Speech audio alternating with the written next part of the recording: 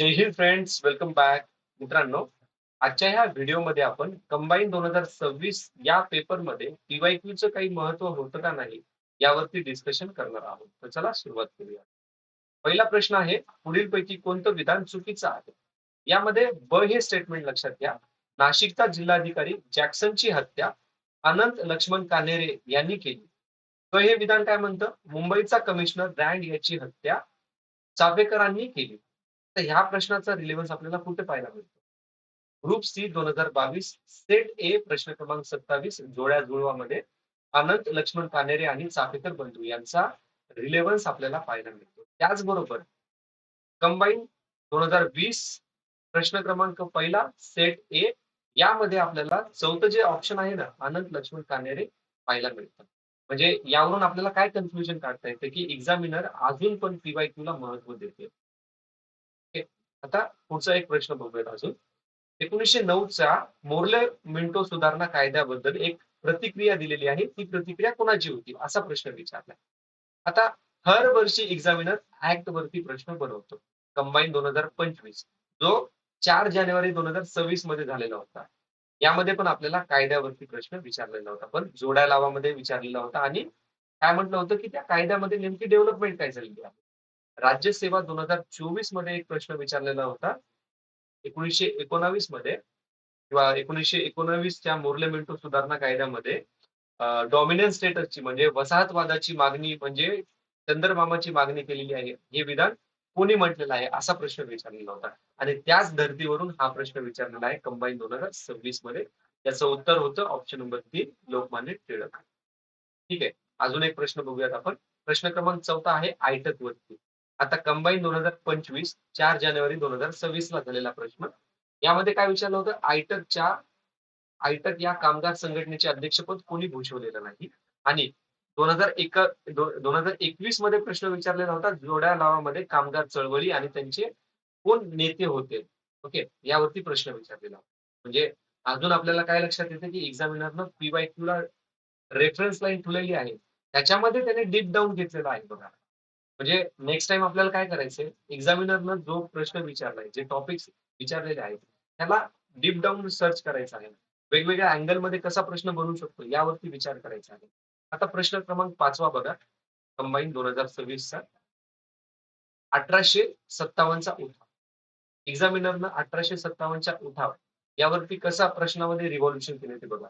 पहिल्यांदा तो काय विचारायचा की तात्कालीन कारण कोणतं होतं? त्याच्यानंतर त्यांनी चालू केलं की अ, कोणत्या भारतीय राजाने कोणत्या प्रदेशातून नेतृत्व केलेलं आहे?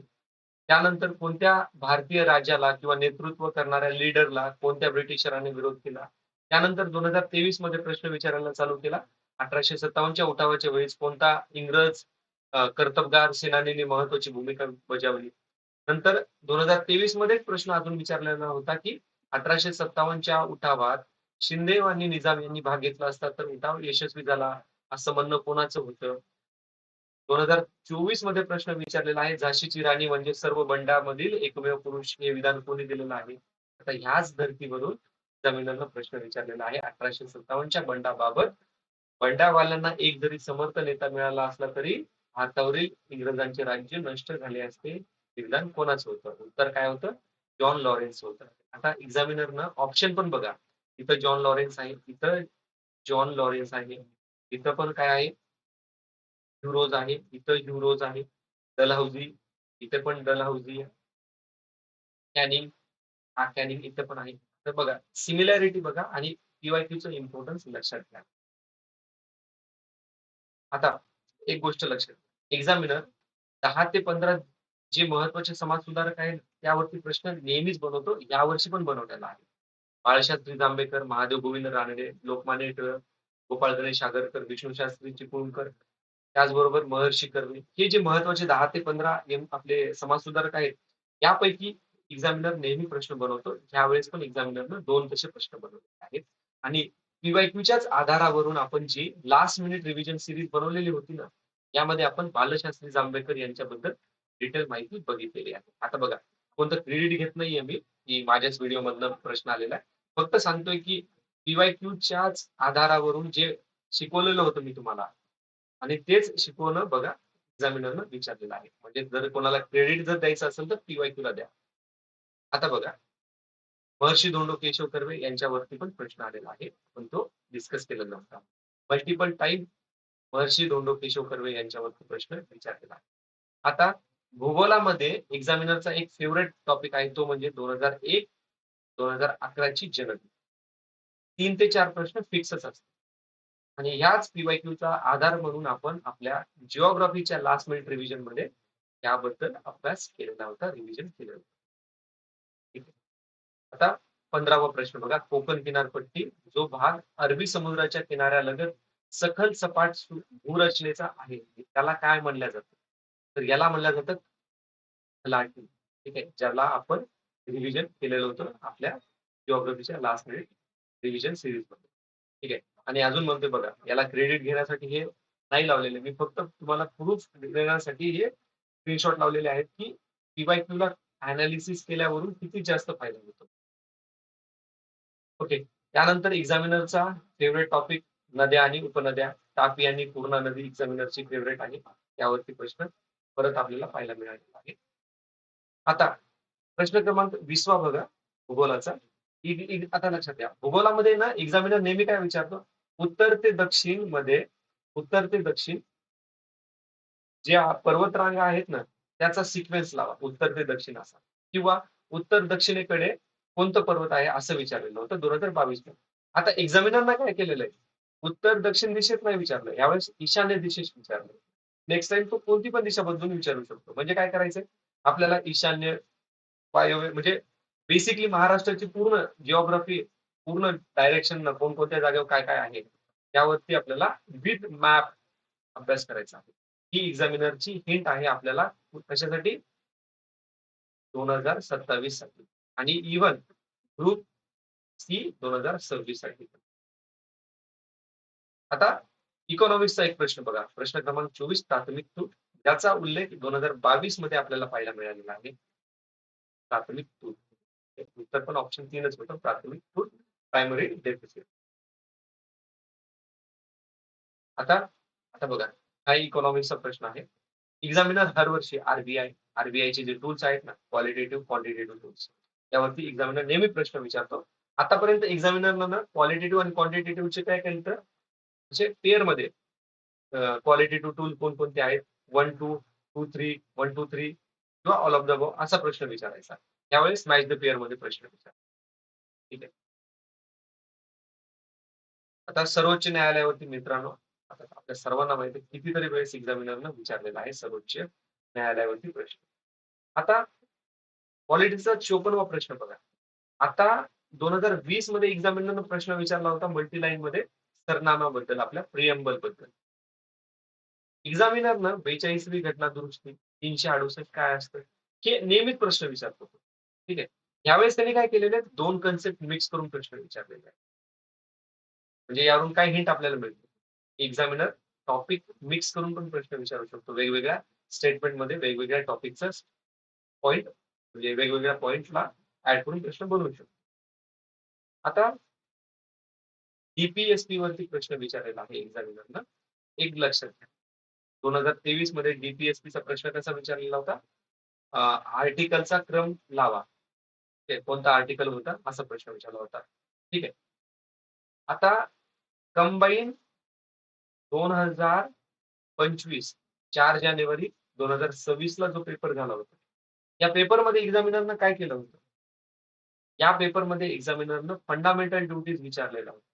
आणि ह्या फंडामेंटल ड्युटीच्या प्रश्नामध्ये प्रश्न क्रमांक 3रा जो होता ना, त्याचं उत्तर होतं म्हणजे ते उत्तर होतं आपल्याला त्यांनी विचारलं होतं 4 स्टेटमेंट दिले होते फंडामेंटल ड्युटीचे आणि कोणतं विधान चुकीचं आहे? असा प्रश्न विचारला. ऑप्शन 3 याचं उत्तर होतं कारण की ऑप्शन 3 मध्ये कलम 39 सब क्लॉज ए मेन्शन केला होता. ठीक आहे.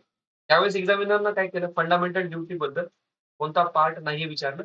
यावेळेस डीपीएसपी बद्दल विचारलं कोणता पार्ट नाही. म्हणजे हे जे डीपीएसपी, फंडामेंटल राईट त्याचबरोबर अजून कोणता? फंडामेंटल ड्युटी हे तर महत्त्वाचे टॉपिक आहेतच. आता एक्झामिनर त्याचं स्ट्रक्चर कशा पद्धतीने म्हणजे आधी एक्झामिनर काय करायचा? पार्ट कोणता आहे? आर्टिकल कोणते आहेत? यावरती प्रश्न विचारायचा. पण थोडंसं आता एक्झामिनरनं 2 टॉपिक्स मिक्स करून प्रश्न विचारायला चालू केलेले आहे. ठीक आहे. आता बघा, राज्य लोकसेवा आयोगाच्या सदस्यांना काढून टाकता येते. याचा रिलेव्हन्स 2022 मध्ये पाहायला मिळतो आपल्याला. राज्य लोकसेवा आयोग आणि 2023 मध्ये आपल्याला मॅच द पेअरमध्ये राज्य स्टेट पब्लिक सर्व्हिस कमिशन याबद्दल उल्लेख पाहायला मिळतो. आणि ह्याच पेपरमध्ये प्रश्न बघा 73वी 44वी घटना दुरुस्ती पण पाहायला मिळते. आता फंडामेंटल राईटचा प्रश्न विचारलेला आहे. ठीक आहे. फंडामेंटल राईट इम्पॉर्टंट टॉपिक आहे आणि आपण पॉलिटीच्या लास्ट मिनिट रिव्हिजन मध्ये आर्टिकल 23, 22, 20, 21 क्लॉज हे सगळे कव्हर केलेले होते. आता महत्वाच्या घटना दुरुस्ती 73वी, 74वी, 42, 44 हे तर फिक्सच असतं. एक्झामिनर नेहमीच प्रश्न विचारतो. यावर्षी पण विचारलेला आहे. यामध्ये काही नवीन नाही. 1947 चा इंडिपेंडन्स ऍक्ट आणि कॉन्स्टिट्यूशन असेंब्ली हे 2 टॉपिक मिक्स करून एक्झामिनरला प्रश्न विचारले. लक्षात घ्या. आतापर्यंत मी तुम्हाला 3 असे प्रश्न दाखवले जे 2 टॉपिकला मिक्स करून विचारलेले आहेत. म्हणजे 2027 साठीची हिंट लक्षात घ्या. एक्झामिनर मिक्स टॉपिक करून प्रश्न विचारेल अजूनपर्यंत. आणि ग्रुप सी मध्ये पण एक्झामिनर 2026 मध्ये प्रश्न असे विचारू शकतो. त्यानंतर बघा केंद्र राज्याच्या प्रशासकीय संदर्भाच्या जोड्या जुळवा. आतापर्यंत एक्झामिनरनं कसे प्रश्न विचारले होते? सरकारी या कमिशन वरती, पुंछ कमिशन वरती. ह्यावेळेस काय केलेले बघा, आर्टिकल वरती प्रश्न विचारले. आणि 2024 मध्ये एक हिंट देऊन गेलेला होता. आर्टिकल 256 काय आहे? 2056. आता सायन्सचे काही प्रश्न बघूयात. आता बघा साऊंड एनर्जी हा इम्पॉर्टंट टॉपिक आहे. एक्झामिनर नेहमीच विचारतो. त्याने काय केलं 2019 मध्ये स्टेटमेंट वाईज प्रश्न विचारला. 2023 मध्ये न्यूमेरिकल्स विचारला आणि 2026 मध्ये फिल इन द ब्लँक्स मध्ये प्रश्न विचारलेला. आता 68 वा जो प्रश्न आहे ना कंबाईन 2026 मधला आणि कंबाईन 2025 मध्ये बघा क्षकिरण. आता 2026 चा हा जो प्रश्न आहे ना क्षकिरणाचा हा कॅन्सल होण्याचे जास्त चान्सेस आहेत कारण की फक्त दुसरं स्टेटमेंट बरोबर आहे आणि दुसरं स्टेटमेंट बरोबर असं कोणत्याच वाक्यात दिलेलं नाहीये. तर हे कॅन्सल होण्याची शक्यता जास्त आहे. आता न्यूरॉन्स बघा. आतापर्यंत एक्झामिनरनं न्यूरॉन्स एकदम साध्या सोप्या पद्धतीत विचारायचा. यावेळेस त्यांनी काय केलेलं असल्या इक्वेशन मध्ये विचारलेलं म्हणजे थोडीशी लेवल वाढवलेली आहे. 74वा प्रश्न बघा.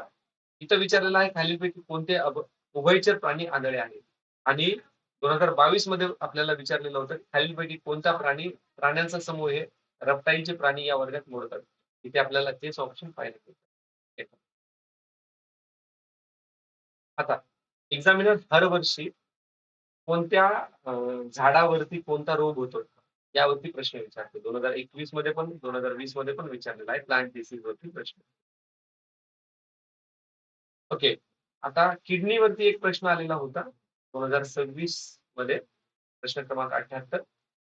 त्याचा रिलेव्हन्स आपल्याला गुरु 2021 प्रश्न क्रमांक 69 सेट ए मध्ये पाहायला मिळतो.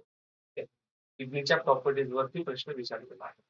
आणि आजचा शेवटचा एक ग्रुप तुम्हाला पीवायक्यू दाखवणार आहे.